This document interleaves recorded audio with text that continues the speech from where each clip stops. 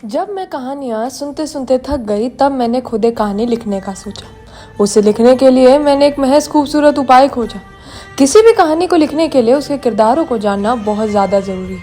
और मान लीजिए कि इस कहानी की मुख्य किरदार ही मैं हूँ, तो पहले समझते हैं कि मुझ में और मेरे ख्यालों में कितनी दूरी है। अब ये सुनने में बहुत आसान है, पर असली में ये एक बेहद ही मुश्किल काम है, खुद को समझना।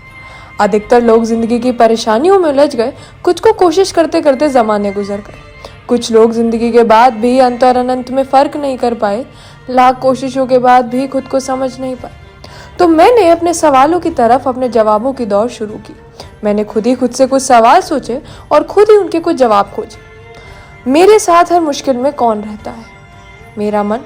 और मेरा और मेरे मन का एक सामान्य दोस्त कौन है? मेरा अकेलापन। तो मैंने अपने अकेलेपन से कुछ बातें की।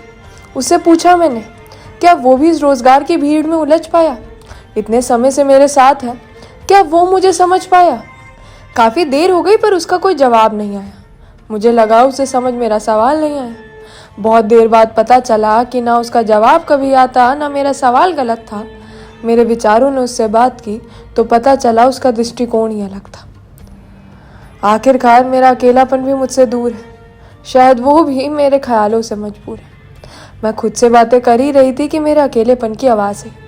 कहता, मैं तुझे बहुत अच्छे से जानता हूँ और अब तुझे तेरे बारे में बताता हूँ। तू अपने संदेह से अपने मंजिल के लिए लड़ने निकली थी, उसी प्रकार जैसे इस काली घनी रात में रंग भरने निकली थी।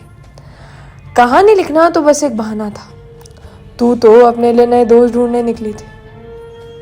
अरे यार, कहानी लिखना सच में आसान नहीं है। ये बस कुछ शब्दों का बखान नहीं है। ये काम फिर किसी और दिन करते हैं। तो आज फिर से नई कहानियाँ सुनते हैं।